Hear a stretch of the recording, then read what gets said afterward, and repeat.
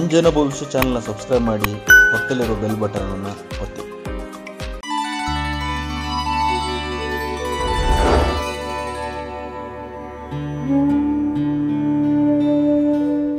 ವೀಕ್ಷಕರೇ, ಅಂಜನ ಭವಿಷ್ಯದ ಕಾರ್ಯಕ್ರಮಕ್ಕೆ ತಮ್ಮೆಲ್ಲರಿಗೂ ಆತ್ಮೀಯವಾದಂಥ ಸ್ವಾಗತ. ನಾನು ನಿಮ್ಮ ಬಸವರಾಜ್ IIT. ವೀಕ್ಷಕರೇ, ಇವತ್ತಿನ ಈ ವಿಡಿಯೋದಲ್ಲಿ ನಾನು ಧನುಸ್ಸು ರಾಶಿಯವರಿಗೆ ಮಾಟ ಪ್ರಯೋಗ ಆಗುತ್ತಾ, ಯಾವ ಸಂದರ್ಭದಲ್ಲಿ ಆಗುತ್ತೆ, ಯಾವ ರೀತಿಯಾಗಿರ್ತಕ್ಕಂಥ ಪರಿಹಾರಗಳನ್ನು ಮಾಡ್ಕೋಬೇಕಾಗುತ್ತೆ, ಇದಕ್ಕೆ ಸಂಬಂಧಪಟ್ಟಂಗೆ ಒಂದಿಷ್ಟು ಮಾಹಿತಿಗಳನ್ನು ಈ ವಿಡಿಯೋದಲ್ಲಿ ಕೊಡೋದಿದ್ದೇನೆ. ಅದಕ್ಕಿಂತ ಮೊದಲು ನಮ್ಮ ಅಂಜನ ಭವಿಷ್ಯ ಚಾನಲ್ ತಾವು ಹೊಸಬರಾಗಿದ್ದರೆ ಅಥವಾ ಸಬ್ಸ್ಕ್ರೈಬ್ ಮಾಡಿ ಮತ್ತೆ ಕೆಳಗಿರತಕ್ಕಂಥ ಸಬ್ಸ್ಕ್ರೈಬ್ ಬಟನ್ ಪ್ರೆಸ್ ಮಾಡಿ, ಪಕ್ಕದಲ್ಲಿರ್ತಕ್ಕಂಥ ಗಂಟೆ ಚಿತ್ರನ ಒತ್ತಿ ಇದೇ ರೀತಿಯಾಗಿರ್ತಕ್ಕಂಥ ವಿಡಿಯೋಗಳನ್ನು ನೋಡ್ತಾ ಇರಿ. ಧನುರಾಶಿ ಅಧಿಪತಿಯಾಗಿರ್ತಕ್ಕಂಥ ಗುರುಗ್ರಹಕ್ಕೆ ಸಂಬಂಧಪಟ್ಟಂಗೆ ಹಿಂದೆ ಸಾಕಷ್ಟು ವಿಡಿಯೋಗಳನ್ನು ಮಾಡಿ ಹಾಕಿದ್ದೀನಿ. ನೋಡಿದರೆ ಆ ವಿಡಿಯೋಗಳನ್ನು ಹೋಗಿ ನೋಡುವಂಥದ್ದನ್ನು ಮಾಡಿ. ಧನುರಾಶಿಯಾಗಿರಲಿ ಅಥವಾ ಯಾವುದೇ ರಾಶಿಯಾಗಿರಲಿ, ಮಾಂತ್ರಿಕ ಸಮಸ್ಯೆಯ ಪ್ರಭಾವ ಆಗಬೇಕಂದ್ರೆ ರಾಶ್ಯಾಧಿಪತಿ ವೀಕ್ ಆಗಿದ್ದಂಥ ಸಂದರ್ಭದಲ್ಲಿ ಎಫೆಕ್ಟ್ ಆಗುತ್ತೆ. ರಾಶ್ಯಾಧಿಪತಿ ಸ್ಟ್ರಾಂಗ್ ಆಗಿದ್ದರೆ ಅಷ್ಟು ಸುಲಭವಾಗಿ ಎಫೆಕ್ಟ್ ಆಗಲ್ಲ ಅಂತ ನಾವು ಹೇಳ್ತೀವಿ. ಹಾಗಾದರೆ ಧನುರಾಶಿ ಅಧಿಪತಿ ಆಗಿರ್ತಕ್ಕಂಥ ಗುರುಗ್ರಹ ಸ್ಟ್ರಾಂಗ್ ಆಗಿರ್ತಕ್ಕಂಥ ಗ್ರಹನ ಅಥವಾ ವೀಕ್ ಆಗಿರ್ತಕ್ಕಂಥ ಗ್ರಹನ ಅಂದರೆ ಗುರುವನ್ನು ನವಗ್ರಹಗಳಲ್ಲಿ ಅತಿ ಶ್ರೇಷ್ಠವಾಗಿರ್ತಕ್ಕಂಥ ಗ್ರಹ ಅಂತ ಹೇಳ್ತೀವಿ. ಸಾಕಷ್ಟು ರೀತಿಯ ಭಾಗ್ಯಗಳನ್ನು ಕೊಡ್ತಕ್ಕಂಥ ಗ್ರಹ ಅಂತ ಹೇಳ್ತೀವಿ. ತನ್ನ ದೃಷ್ಟಿಯಿಂದನೇ ಬೇರೆಯವರಿಗೆ ಸಮಸ್ಯೆಗಳಿಗೆ ಪರಿಹಾರ ಕೊಡ್ತಕ್ಕಂಥ ಗ್ರಹ ಅಂತಲೂ ಹೇಳ್ತೀವಿ. ಅಂಥ ಗ್ರಹನೇ ಧನುರಾಶಿಗೆ ಅಥವಾ ಧನುಸ್ಸು ರಾಶಿಗೆ ಅಧಿಪತಿ ಆಗಿದ್ದರಿಂದ ಮಾಂತ್ರಿಕ ಸಮಸ್ಯೆ ಅಷ್ಟು ಸುಲಭವಾಗಿ ಬಾಚಲ್ಲ. ಗುರುಗ್ರಹ ಎಷ್ಟೋ ಸಂದರ್ಭದಲ್ಲಿ ವೀಕ್ ಆಗುತ್ತೆ. ನಿಮ್ಮ ಜಾತಕದಲ್ಲಿ ವೀಕ್ ಆಗುವಂಥ ಸಂದರ್ಭಗಳು ಬರುತ್ತೆ. ಯಾವ ಸಂದರ್ಭದಲ್ಲಿ ಗುರು ವೀಕ್ ಆಗ್ತಾನೆ ಅಂತಂದರೆ, ಗುರು ಮಕರ ರಾಶಿಯಲ್ಲಿ ಇದ್ದರೆ ನೀಚನಾಗ್ತಾನೆ. ನೀಚನಾದಂಥ ಸಂದರ್ಭದಲ್ಲಿ ರಿವರ್ಸ್ ಫಲ ಅಂತ ಹೇಳ್ತೀವಿ. ಗುರು ಶತ್ರು ಗ್ರಹಗಳ ಮನೆಯಲ್ಲಿ ಸೇರಿಕೊಂಡು ಸಹ ವೀಕ್ ಆಗಿಬಿಡ್ತಾನೆ. ಅಂದರೆ ಮಿಥುನ ರಾಶಿ ಅಥವಾ ಕನ್ಯಾ ರಾಶಿಯಲ್ಲಿ ಸೇರಿಕೊಂಡಾಗ ವೃಷಭ ರಾಶಿ ಅಥವಾ ತುಲಾ ರಾಶಿಯಲ್ಲಿ ಗುರುಗ್ರಹ ಸೇರ್ಕೊಂಡು ವೀಕ್ ಆಗ್ತಾನೆ.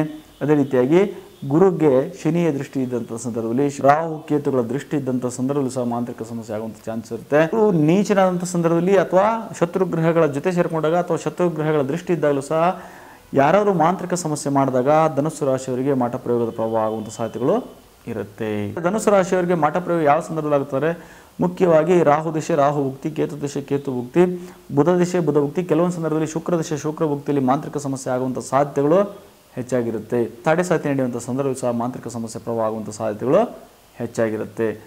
ಒಂದು ವೇಳೆ ಧನುಸ್ಸು ರಾಶಿಯವರಿಗೆ ಮಾಟ ಪ್ರಯೋಗ ಆದಂಥ ಸಂದರ್ಭ ಯಾವ ರೀತಿಯಾಗಿರ್ತಕ್ಕಂಥ ಸಮಸ್ಯೆಗಳು ಮುಖ್ಯವಾಗಿ ಬಾಧಿಸುತ್ತಂದರೆ, ಹಣಕಾಸಿನ ಸಮಸ್ಯೆಗಳೇ ಅತಿ ಹೆಚ್ಚು ಬರುವಂಥ ಸಾಧ್ಯತೆಗಳಿರುತ್ತೆ ಧನುಸ್ಸು ರಾಶಿಯವರಿಗೆ ಮಾಟ ಪ್ರಯೋಗ ಆದಾಗ. ಅದೇ ರೀತಿಯಾಗಿ ಮನೆಯಲ್ಲಿ ಮಕ್ಕಳ ವಿಚಾರದಲ್ಲಿ ಸಮಸ್ಯೆಗಳಾಗುವಂಥದ್ದು, ಮಕ್ಕಳಿಂದ ಏನೋ ಟೆನ್ಷನ್ ಬರತಕ್ಕಂಥದ್ದು, ಕೋರ್ಟು ಕಚೇರಿ ಅನುಭವಿಸ್ತಕ್ಕಂಥದ್ದು, ಎಲ್ಲೇ ಒಂದು ಹಂತದಲ್ಲಿ ನಿಮ್ಮ ಹೆಸರಿಗೆ ಮಸಿ ಬೆಳೀತಕ್ಕಂಥ ಕೆಲಸಗಳಾಗುವಂಥ ಸಾಧ್ಯತೆಗಳು ಹೆಚ್ಚಾಗಿರುತ್ತೆ ಒಂದು ವೇಳೆ ಧನುಸ್ಸು ರಾಶಿಯವರಿಗೆ ಮಾಂತ್ರಿಕ ಸಮಸ್ಯೆ ಪ್ರಭಾವ ಆದಾಗ ಈ ಒಂದು ಸಂದರ್ಭದಲ್ಲಿ. ಅದೇ ರೀತಿಯಾಗಿ ವ್ಯವಹಾರದಲ್ಲಿ ನಷ್ಟ ಆಗುವಂಥ ಸಾಧ್ಯತೆಗಳು ಹೆಚ್ಚಾಗಿರುತ್ತೆ ಧನುಸ್ಸು ರಾಶಿಯವರಿಗೆ ಮಾಟ ಪ್ರಯೋಗ ಆದಾಗ. ಹಾಗಾದರೆ ಯಾವ ರೀತಿಯಾಗಿರ್ತಕ್ಕಂಥ ಪರಿಹಾರಗಳನ್ನು ಧನುಸ್ಸು ರಾಶಿಯವರು ಮಾಟ ಪ್ರಯೋಗ ಆದಾಗ ಮಾಡ್ಕೋಬೇಕಂತಂದರೆ, ಮುಖ್ಯವಾಗಿ ನೀವು ಗುರುವಿನ ಆರಾಧನೆಯನ್ನು ಮಾಡಬೇಕಾಗುತ್ತೆ. ಗುರುಸ್ಥಾನದಲ್ಲಿರ್ತಕ್ಕಂಥ ದೇವತೆಗಳ ಆರಾಧನೆಯನ್ನು ಮಾಡಬೇಕಾಗುತ್ತೆ. ರಾಘವೇಂದ್ರ ಸ್ವಾಮಿ ದೇವಸ್ಥಾನಕ್ಕೆ ಹೋಗುವಂಥದ್ದು, ದತ್ತಾತ್ರೇಯ ಸ್ವಾಮಿ ದೇವಸ್ಥಾನಕ್ಕೆ ಹೋಗೋದು, ಶಿವನ ದೇವಸ್ಥಾನಕ್ಕೆ ಹೋಗಿ ಬರುವಂಥದ್ದು ನೀವು ಸೋಮವಾರ ಅಥವಾ ಗುರುವಾರ ಮಾಡುವಂಥದ್ದನ್ನು ಮಾಡಬೇಕಾಗುತ್ತೆ. ಅದೇ ರೀತಿಯಾಗಿ ದುರ್ಗಾ ಆರಾಧನೆಯನ್ನು ಮಂಗಳವಾರ ಮಾಡುವಂಥದ್ದನ್ನು ಮಾಡಬೇಕಾಗುತ್ತೆ. ವೆಂಕಟೇಶ್ವರ ಸ್ವಾಮಿಯ ದೇವಸ್ಥಾನಕ್ಕೆ ಬುಧವಾರ ಅಥವಾ ಶುಕ್ರವಾರ ಹೋಗಿ ಬರಬೇಕಾಗುತ್ತೆ. ವಿಷ್ಣು ಸಹಸ್ರನಾಮ ಹೇಳುವಂಥದ್ದನ್ನು ಮಾಡಬೇಕಾಗುತ್ತೆ. ಹೀಗೆ ಮಾಡೋದ್ರಿಂದ ಒಂದಿಷ್ಟು ಮಾಂತ್ರಿಕ ಸಮಸ್ಯೆಯಿಂದ ಹೊರಗಡೆ ಬರೋಕ್ಕೆ ಪ್ರಯತ್ನವನ್ನು ಮಾಡಬಹುದು. ಕೆಲವೊಂದು ಸಂದರ್ಭದಲ್ಲಿ ನಿಮ್ಮನ್ನು ಕಂಡ್ರೆ ಆಗದೆ ಇರತಕ್ಕಂಥವ್ರು, ನಿಮ್ಮನ್ನು ಕಂಡ್ರೆ ಹೊಟ್ಟೆ ಕಿಚ್ಚು ಪಡ್ತಕ್ಕಂಥವ್ರು, ನಿಮ್ಮನ್ನು ಕಂಡ್ರೆ ಅಸೂಯೆ ಪಡ್ತಕ್ಕಂಥವ್ರು, ದ್ವೇಷ ಮಾಡ್ತಕ್ಕಂಥವ್ರು ಯಾರಾದರೂ ಇದ್ದರೆ, ಅವರು ಏನಾದರೂ ಮಾಂತ್ರಿಕ ಸಮಸ್ಯೆ ಮಾಡಿದರೆ ಕೆಲವೊಂದು ಸಂದರ್ಭದಲ್ಲಿ ಎಫೆಕ್ಟ್ ಆಗುವಂಥ ಸಾಧ್ಯತೆಗಳು ಹೆಚ್ಚಾಗಿರುತ್ತೆ. ಅಂಥ ಸಂದರ್ಭದಲ್ಲಿ ನಾವು ಅಂಜನವನ್ನು ಹಾಕಿ ನೋಡಬೇಕಾಗುತ್ತೆ. ಅಂಜನ ಬಿಟ್ಟರೆ ಬೇರೆ ಯಾವುದೇ ರೂಪದಲ್ಲಿ ನಿಮಗೆ ಮಾಟ ಪ್ರಯೋಗ ಎಫೆಕ್ಟ್ ಆಗಿದ್ದು ಗೊತ್ತು ಆಗಲ್ಲ. ಅದರಿಂದ ಅಂಜನ ಹಾಕ್ಸಿದ್ರೆ 8ರಿಂದ 12 ವರ್ಷ ಇಬ್ಬರು ಮಕ್ಕಳು ಕರ್ಕೊಂಬಂದರೆ ಅಂಜನವನ್ನು ಹಾಕಿ ಸಮಸ್ಯೆ ಕಾರಣ ಏನಾದರೂ ಇದೆಯಾ, ಯಾರಾದರೂ ಮಾಟ ಪ್ರಯೋಗ ಮಾಡಿದರೆ ಯಾರು ಮಾಡಿದ್ದಾರೆ ಅಂತ ನಿಮ್ಮ ಮಕ್ಕಳು ಹೇಳ್ತಾರೆ. ಇಲ್ಲಾಂದರೆ ಇಲ್ಲ ಅಂತ ನಿಮ್ಮ ಮಕ್ಕಳು ನಿಮಗೆ ಸ್ಪಷ್ಟವಾಗಿ ಹೇಳ್ತಾರೆ. ಇಲ್ಲಾಂದರೆ ನೀವೇ ಅಂಜನವನ್ನು ತೆಗೆದುಕೊಂಡು ಹೋಗಿ ನಿಮ್ಮ ಮಕ್ಕಳಿಗೆ ಅಥವಾ ನಿಮ್ಗೆ ಗೊತ್ತಿರುವಂಥ ಮಕ್ಕಳಿಗೆ ನಿಮ್ಮ ಮನೆಯಲ್ಲಿ ಅಂಜನವನ್ನು ಹಾಕಿ ಸಮಸ್ಯೆ ಕಾರಣ ಏನಾದರೂ ಇದೆಯಾ, ಯಾರಾದರೂ ಮಾಟ ಪ್ರಯೋಗ ಮಾಡಿದರೆ ಯಾರು ಮಾಡಿದ್ದಾರೆ ಅಂತ ನಿಮ್ಮ ಮಕ್ಕಳು ನಿಮ್ಗೆ ಸ್ಪಷ್ಟವಾಗಿ ಹೇಳ್ತಾರೆ. ಇಲ್ಲ ಅಂದರೆ ಇಲ್ಲ ಅಂತ ನಿಮ್ಮ ಮಕ್ಕಳು ಹೇಳ್ತಾರೆ. ಅದೇ ರೀತಿಯಾಗಿ ಕೆಲಸ ಕಾರ್ಯಗಳಾಗ್ತವಾ ಇಲ್ವಾ, ವ್ಯಾವಹಾರಿಕವಾಗಿ ಏನಾದರೂ ಅನುಕೂಲ ಆಗುತ್ತಾ ಇಲ್ವಾ, ಈ ವ್ಯಕ್ತಿಯನ್ನು ನಂಬಿಕೊಂಡು ವ್ಯವಹಾರ ಮಾಡಬೇಕಾ ಮಾಡಬಾರ್ದಾ, ಈ ಥರ ಸಾಕಷ್ಟು ವಿಚಾರಗಳಿಗೆ ನೀವು ಅಂಜನವನ್ನು ನಿಮ್ಮ ಮನೆಯಲ್ಲಿ ಹಾಕಿ ಕೇಳುವಂಥದ್ದನ್ನು ಮಾಡಬಹುದು. ಒಂದು ಅಂಜನ ನಿಮ್ಮ ಮನೇಲಿದ್ದರೆ ಒಬ್ಬ ಜ್ಯೋತಿಷಿ ನಿಮ್ಮ ಮನೆಯಲ್ಲಿ ಇದ್ದಂಗೆ. ಅಂಜನ ಅಲ್ಲಿ ಹಾಕ್ತಾರೆ ಇಲ್ಲಿ ಹಾಕ್ತಾರೆ, ಅಲ್ಲಿ ಹೋಗಿ ಅಂಜನ ಹಾಕ್ಸೋಣ ಇಲ್ಲಿ ಹೋಗಿ ಅಂಜನ ಹಾಕ್ಸೋಣ ಅನ್ನೋಂಥ ಪ್ರೇಮೇನೂ ಎಷ್ಟೋ ಸಂದರ್ಭದಲ್ಲಿ ನಿಮ್ಗೆ ಬರಲ್ಲ. ಆದರೆ ನಾವು ಕೊಡ್ತಕ್ಕಂಥ ಅಂಜನ ನಿಮ್ಮ ವೈಯಕ್ತಿಕ ಕೆಲಸಕ್ಕೆ ಉಪಯೋಗ ಆಗುವಂಥದ್ದು ಮಾಡುತ್ತೆ, ಬೇರೆಯವರಿಗೆ ಅದು ಹೇಳೋಕ್ಕೆ ಆಗಲ್ಲ. ಆದ್ದರಿಂದ ಅಂಜನ ಬೇಕಾದ್ರೆ ನೇರವಾಗಿ ಅಂಜನ ತರಿಸ್ಕೊಳ್ಳುವಂಥದ್ದು ಮಾಡಿ. ಕೆಲವೊಬ್ಬರು ನಿಮಗೆ ಕಾಣಿಸ್ತಕ್ಕಂಥ ಅಂಜನ ಮಾಡಿಕೊಟ್ಬಿಡ್ತೀನಿ, ಸರ್ವಾಂಜನವನ್ನು ಮಾಡಿಕೊಟ್ಬಿಡ್ತೀನಿ, ಅದಕ್ಕೆ ಅಡ್ವಾನ್ಸ್ ದುಡ್ಡನ್ನು ಹಾಕ್ರಿ ಅಂತ ಹೇಳಿ ಮೋಸ ಮಾಡ್ತಕ್ಕಂಥ ಕಾರ್ಯವನ್ನು ಇತ್ತೀಚೆಗೆ ನಾವು ನೋಡ್ತಾ ಇದ್ದೀವಿ. ತುಂಬ ಜನ ಮೋಸಕ್ಕೆ ಒಳಗಾಗ್ತಾ ಇದ್ದಾರೆ. ತುಂಬ ಜನ ಮೋಸಕ್ಕೆ ಹೋಗಿ ನಮಗೆ ಫೋನ್ ಫೋನ್ ಮಾಡುವಂಥದ್ದನ್ನು ಮಾಡ್ತಾ ಇದ್ದಾರೆ. ದಯವಿಟ್ಟು ತುಂಬ ಎಚ್ಚರಿಕೆಯಿಂದಿರಿ. ಸರ್ವಾಂಜನ ಎಲ್ಲರೂ ಕಾಣಿಸ್ತಕ್ಕಂಥ ಸರ್ವಾಂಜನ ಖಂಡಿತವಾಗೂ ಎಲ್ಲೂ ಇಲ್ಲ. ಆ ಫಾರ್ಮುಲಾ ಈಗ ಸದ್ಯಕ್ಕೆ ಇಲ್ಲ. ನಿಮ್ಮ ಕಡೆ ದುಡ್ಡು ಹಾಕಿಸ್ಕೊಂಡು ಖಂಡಿತವಾಗೂ ಮೋಸ ಮಾಡ್ತಾರೆ. ದಯವಿಟ್ಟು ಎಚ್ಚೆತ್ತುಕೊಳ್ಳತಕ್ಕಂಥನ ಮಾಡಿ. ಯಾವುದೇ ಕಾರಣಕ್ಕೂ ಯಾರಿಗೂ ಸಹ ಅಡ್ವಾನ್ಸನ್ನು ದುಡ್ಡು ಹಾಕುವಂಥದ್ದು ಅಥವಾ ಯಾರಿಗೂ ದುಡ್ಡು ಕಳಿಸ್ಬಿಡೋದು. ನಿಮ್ಗೆ ಕಾಣಿಸ್ತಕ್ಕಂಥ ಅಂಜನ ಸಿಕ್ಬಿಡುತ್ತೆ, ನಿಧಿ ನೋಡ್ತಕ್ಕಂಥ ಅಂಜನ ಸಿಕ್ಬಿಡುತ್ತೆ, ಮಟ್ಕ ನಂಬರ್ ನೋಡ್ತಕ್ಕಂಥ ಅಂಜನ ಸಿಕ್ಬಿಡುತ್ತೆ ಅಂತ ಹೇಳಿ ಮೋಸ ಮಾಡ್ತಕ್ಕಂಥವ್ರು ಕೆಲವರು ಇತ್ತೀಚೆಗೆ ಹುಟ್ಕೊಂಡಿದ್ದಾರೆ. ಭಾಳ ಎಚ್ಚರಿಕೆಯಿಂದಿರಿ.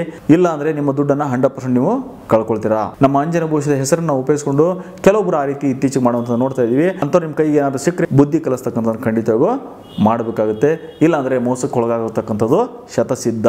ದಯವಿಟ್ಟು ಇದನ್ನು ಮೈಂಡಲ್ಲಿ ನೋಟ್ ಮಾಡ್ಕೊಳ್ಳಿ. ಸಾವಿರಾರು ಜನಗಳಿಗೆ, ನೂರಾರು ಜನ ಜ್ಯೋತಿಷಿಗಳಿಗೆ, ದೇವಸ್ಥಾನದ ಅರ್ಚಕರುಗಳಿಗೆ ಅಂಜನ ಕೊಡ್ತಕ್ಕಂಥದ್ದು ಮಾಡೀವಿ. ಗುರುವಿನಿಂದ ಬಂದಿರತಕ್ಕಂಥ ಈ ವಿದ್ಯೆಯಿಂದ ಅಂಜನವನ್ನು ತಯಾರು ಮಾಡ್ತಾ ಇದ್ದೀವಿ. ನಾವು ಕೊಡ್ತಕ್ಕಂಥ ಅಂಜನ, ನಾವು ಮಾಡ್ತಕ್ಕಂಥ ಅಂಜನ ಸುತ್ತಮುತ್ತಲು ರಾಜ್ಯದಲ್ಲೇ ನಿಮಗೆ ಎಲ್ಲಿಯೂ ಅಷ್ಟು ಸುಲಭವಾಗಿ ಯಾರು ಸಿಗಲ್ಲ. ಬೇರೆ ಕಡೆಗೆ ಅಂಜನೆ ಹಾಕ್ಸ್ಬೇಕಾದ್ರೂ ಸ್ವಲ್ಪ ಎಚ್ಚರಿಕೆಯಿಂದ ಅಂಜನೆ ಹಾಕ್ಸ್ತಕ್ಕಂಥದ್ದು ಮಾಡಿ. ಯಾಕಂದರೆ ನಮ್ಮ ಕಡೆ ತೆಗೆದುಕೊಂಡು ಹೋಗಿರ್ತಕ್ಕಂಥ ಅಂಜನವನ್ನು ಉಪಯೋಗಿಸಿಕೊಂಡು ಬೇರೆಯವರಿಗೆ ಅಂಜನೆ ಹೇಳ್ತಕ್ಕಂಥ ಮಾಡ್ತಾ ಇರ್ತಾರೆ. ಅಂಥ ಸಂದರ್ಭದಲ್ಲಿ ಕೇಳೋರಿಗೂ ಮತ್ತು ಹೇಳೋರಿಗೂ ಇಬ್ಬರಿಗೂ ಸಮಸ್ಯೆ ಆಗುವಂಥ ಸಾಧ್ಯತೆಗಳೇ ಹೆಚ್ಚಾಗಿರುತ್ತೆ. ಯಾಕಂದರೆ ನಾವು ಕೊಡ್ತಕ್ಕಂಥ ಅಂಜನ ವೈಯಕ್ತಿಕವಾಗಿರ್ತಕ್ಕಂಥ ಅಂಜನ ಇರುತ್ತೆ. ಬೇರೆಯವರಿಗೆ ಅಂಜನ ಹೇಳ್ಬೇಕಾದ್ರೆ ಸಿದ್ಧಿ ಪಡೆದ ಅಂಜನ ಹೇಳೋದಂಥದ್ದು ಮಾಡಬೇಕಾಗುತ್ತೆ. ಇಲ್ಲಾಂದರೆ ಸಮಸ್ಯೆ ಆಗುತ್ತಕ್ಕಂಥ ಸಾಧ್ಯತೆಗಳೇ ಹೆಚ್ಚಾಗಿರುತ್ತೆ. ಇನ್ನು ಕೊನೆಯದಾಗಿ ಡೈರೆಕ್ಟ್ ಪರಿಹಾರ ಬೇಕಂದರೆ ಅಷ್ಟ ದಿಗ್ಬಂಧನ ಮಾಡಿಸ್ಕೊಳ್ತಕ್ಕಂಥದ್ದು ಮಾಡಿ. ಅಮಾವಾಸ್ಯೆ, ಹುಣ್ಣಿಮೆ, ಗ್ರಹಣ ಸಂದರ್ಭದಲ್ಲಿ ಮಾಡ್ತಕ್ಕಂಥ ಈ ಅಷ್ಟ ದಿಗ್ಬಂಧನಕ್ಕೆ ವಿಶೇಷವಾಗಿರ್ತಕ್ಕಂಥ ಶಕ್ತಿ ಇರುತ್ತೆ. ಅದರಿಂದ ಅಷ್ಟ ದಿಗ್ಬಂಧನ ಬೇಕಂದರೆ ಮೊದಲೇ ಬುಕ್ಕಿಂಗ್ ಮಾಡ್ತಕ್ಕಂಥದ್ದು ಮಾಡಿ. ಎರಡು ರೀತಿಯಾಗಿರ್ತಕ್ಕಂಥ ಅಷ್ಟ ದಿಗ್ಬಂಧನ ಮಾಡ್ತಾ ಇರ್ತೀವಿ. ಒಂದು ಬೇಸಿಕ್ ಆಗಿರ್ತಕ್ಕಂಥ ಅಷ್ಟ ದಿಗ್ಬಂಧನ, ಇನ್ನೊಂದು ಪ್ರಬಲವಾಗಿರ್ತಕ್ಕಂಥ ಅಷ್ಟ ದಿಗ್ಬಂಧನ ಇರುತ್ತೆ. ಮಾಂತ್ರಿಕ ಸಿದ್ಧಿ ಪಡೆದವರು ಇದು ಅಷ್ಟ ದಿಗ್ಬಂಧನ ಮಾಡಬೇಕಾಗುತ್ತೆ. ಅಷ್ಟ ದಿಗ್ಬಂಧನದಿಂದ ಹಿಂದೆ ಯಾರೇ ಮಾಟ ಪ್ರಯೋಗ ಮಾಡಿದ್ರು ನಿವಾರಣೆ ಆಗುತ್ತೆ. ಮುಂದೆ ಯಾರಾದರೂ ಮಾಟ ಪ್ರಯೋಗ ಮಾಡ್ಸಕ್ಕೆ ಬಂದರೂ ನಿಮಗೆ ಎಫೆಕ್ಟ್ ಆಗಲ್ಲ, ರಿವರ್ಸ್ ಅವರಿಗೆ ಎಫೆಕ್ಟ್ ಆಗುವಂಥ ಸಾಧ್ಯತೆಗಳು, ಯಾರು ಮಾಟ ಪ್ರಯೋಗ ಮಾಡ್ತಿರ್ತಾರೆ ಅವ್ರಿಗೆ ಆಗುವಂಥ ಸಾಧ್ಯತೆಗಳೇ ಹೆಚ್ಚಾಗಿರುತ್ತೆ. ಅದೇ ರೀತಿಯಾಗಿ ಮನೆಗೆ ಇರತಕ್ಕಂಥ ದೋಷಗಳು, ಮನೆಗೆ ವಾಸ್ತು ದೋಷ, ಮಣ್ಣಿನ ದೋಷ ಇರತಕ್ಕಂಥ ಸಮಸ್ಯೆಗಳನ್ನ ಕಡಿಮೆ ಮಾಡ್ತಕ್ಕಂಥ ಶಕ್ತಿ ಅಷ್ಟ ದಿಗ್ಬಂಧನಕ್ಕೆ ಇರುತ್ತೆ. ಹೊಸ ಮನೆ ಕಟ್ತಕ್ಕಂಥವ್ರು, ಅಂಗಡಿಯನ್ನು ಕಟ್ತಕ್ಕಂಥವ್ರು ಪಾಯದಲ್ಲಿ ಅಷ್ಟ ದಿಗ್ಬಂಧನ ಮಾಡಿಸ್ಕೊಂಡು ಹಾಕೊಳ್ಳೋದ್ರ ಮೂಲಕ ಹಿಂದೆ ಆಗಿರ್ತಕ್ಕಂಥ ಮಾಂತ್ರಿಕ ಸಮಸ್ಯೆ, ಮುಂದೆ ಆಗ್ತಕ್ಕಂಥ ಮಾಂತ್ರಿಕ ಸಮಸ್ಯೆಗಳಿಂದ ಪರಿಹಾರ ಪಡಿತಕ್ಕಂಥದ್ದನ್ನು ಮಾಡ್ಬೋದು. ಅದರಿಂದ ಅಷ್ಟೇ ದಿಗ್ಬಂಧನ ಬೇಕಂದರೆ ಮೊದಲೇ ಬುಕ್ಕಿಂಗ್ ಮಾಡ್ತಕ್ಕಂಥದ್ದನ್ನು ಮಾಡ್ಕೊಳ್ಳಿ. ನಿಮ್ಮ ಜೀವನದಲ್ಲಿ ಆಗ್ತಕ್ಕಂಥ ಸಮಸ್ಯೆಗಳಿಗೆ ಗ್ರಹಗತಿಗಳು ಅಷ್ಟೇ ಪ್ರಭಾವ ಬೀರುವಂಥದ್ದು ಮಾಡ್ತಾ ಇರ್ತವೆ. ಕೆಲವೊಂದು ಸಂದರ್ಭದಲ್ಲಿ ಲಗ್ನ ಕೆಟ್ಟೋಗ್ಬಿಟ್ಟಿರುತ್ತೆ, ಲಗ್ನದಲ್ಲಿ ಅಶುಭ ಗ್ರಹಗಳು ಸೇರ್ಕೊಂಡ್ಬಿಟ್ಟಿರ್ತೀವಿ, ಲಗ್ನಾಧಿಪತಿ ದುಸ್ಥಾನದಲ್ಲಿ ಸೇರ್ಕೊಂಡಿರ್ತಾನೆ ಅಥವಾ ನೀಚ ಸ್ಥಾನದಲ್ಲಿ ಹೋಗಿರ್ತಾನೆ. ಶನಿಯ ಪ್ರಭಾವ ಇರತಕ್ಕಂಥದ್ದು, ಅಷ್ಟಮ ಶನಿ, ಅರ್ಧ ಅಷ್ಟಮ ಶನಿ, ಪಂಚಮ ಶನಿ, ಸಪ್ತಮ ಶನಿ ಮತ್ತು ಸಾಡೆ ಸಾತಿ ನಡೆಯುವಂಥ ಸಾಧ್ಯತೆಗಳು ಇರಬಹುದು. ಅದೇ ರೀತಿಯಾಗಿ ಸರ್ಪದೋಷಗಳು, ಕಾಳ ಸರ್ಪದೋಷಗಳು, ಬೇರೆ ಗ್ರಹಗತಿಗಳ ದೋಷ, ಕುಜ ದೋಷ, ಹೀಗೆ ಗ್ರಹಗತಿಗಳ ದೋಷಗಳು ಇರುವಂಥ ಸಾಧ್ಯತೆಗಳು ಇರುತ್ತೆ. ಅದೇ ರೀತಿಯಾಗಿ ದಶಾಭುಕ್ತಿ, ಅಶುಭ ಗ್ರಹಗಳು ದಶೆ ನಡೀತಿದೆಯಾ, ಶತ್ರು ಗ್ರಹಗಳ ದಶೆ ನಡೀತಿದೆಯಾ, ಬಾಧಕಾಧಿಪತಿ ಅಥವಾ ಮಾರಕಾಧಿಪತಿಗಳ ದಶೆ ನಡೀತಿದೆಯಾ, ಅದೇ ರೀತಿಯಾಗಿ ನಿಮಗೆ ಶುಭ ಗ್ರಹಗಳ ದಶೆ ನಡೀತಿದೆ, ಎಲ್ಲವನ್ನು ನಾವು ನೋಡಬೇಕಾಗುತ್ತೆ. ಹಾಗೆ ಗುರುಬಲ ಹೇಗಿದೆ, ಗೋಚಾರದಲ್ಲಿ ಗ್ರಹಗತಿಗಳ ಪ್ರಭಾವ ಏನು, ಇದೆಲ್ಲವನ್ನು ನೋಡಿ ನಿಮ್ಮ ಸಮಸ್ಯೆಗೆ ಕಾರಣ ಏನು ತಿಳ್ಕೊಂಡು ಪರಿಹಾರವನ್ನು ಸೂಚಿಸ್ತಕ್ಕಂಥದನ್ನ ಮಾಡ್ತಾ ಇರ್ತೀವಿ. ಜಾತಕದಲ್ಲಿ ಸಾಕಷ್ಟು ವಿಚಾರಗಳನ್ನ ನಾವು ನೋಡಬೇಕಾಗುತ್ತೆ. ಕಾಟಾಚಾರಕ್ಕೆ ಏನೋ ಒಂದು 5 ನಿಮಿಷದಲ್ಲಿ ಜಾತಕವನ್ನು ನೋಡಿ ಏನೋ ಒಂದಿಷ್ಟು ಮಾಹಿತಿಯನ್ನು ಕೊಟ್ಟು ಕಳಿಸೋಕ್ಕೆ ಆಗಲ್ಲ. ಅದರಿಂದ ಸಮಸ್ಯೆ ಆಗುವಂಥ ಸಾಧ್ಯತೆಗಳೇ ಹೆಚ್ಚಾಗಿರುತ್ತೆ. ಜಾತಕವನ್ನು ಸಂಪೂರ್ಣವಾಗಿ ವಿಶ್ಲೇಷಣೆ ಮಾಡಿ ಹೇಳುವಂಥದ್ದನ್ನ ಮಾಡಬೇಕಾಗುತ್ತೆ. ಅದರಿಂದ ಜಾತಕವನ್ನು ತೋರಿಸೋದ್ರೆ ನೇರ ಟೈಮ್ ತೊಗೊಂಡು ಭೇಟಿಯಾಗುವಂಥದ್ದನ್ನ ಮಾಡಿ. ವೀಕ್ಷಕರೇ, ಇಷ್ಟೊತ್ತು ಕೊಟ್ಟಿರ್ತಕ್ಕಂಥ ಮಾಹಿತಿಯನ್ನು ಗಮನಿಸಿ ಅಂತ ಹೇಳ್ತಾ ನಮ್ಮ ಅಂಜನ ಭವಿಷ್ಯ ಚಾನಲ್ಗೆ ತಾವು ಹೊಸಬರಾಗಿದ್ದರೆ ಅಥವಾ ಸಬ್ಸ್ಕ್ರೈಬ್ ಮಾಡೋದು ಮತ್ತು ಕೆಳಗಿರತಕ್ಕಂಥ ಸಬ್ಸ್ಕ್ರೈಬ್ ಬಟನ್ ಪ್ರೆಸ್ ಮಾಡಿ, ಪಕ್ಕದ ಇರತಕ್ಕಂಥ ಗಂಟೆ ಚಿತ್ರ ಒತ್ತಿ. ಇದೇ ರೀತಿಯಾಗಿ ಮುಖ್ಯವಾಗಿರ್ತಕ್ಕಂಥ ವಿಡಿಯೋಗಳು ಮಾಡಿ ಹಾಕಿದಾಗ ನೋಟಿಫಿಕೇಶನ್ ಬರುತ್ತೆ.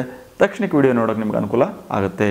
ಆ ಭಗವತಿ ತಾಯಿ ತಮ್ಮೆಲ್ಲರೂ ಒಳ್ಳೆಯ ಮಾಡಿ ಅಂತ ಹಾರೈಸ್ತಾ ಇವತ್ತು ನೋಡಿ ಇಲ್ಲೇ ಮುಗಿಸ್ತಾ ಇದ್ದೀನಿ. ಎಲ್ಲರಿಗೂ ಒಳ್ಳೆಯದಾಗಲಿ. ನಮಸ್ಕಾರ.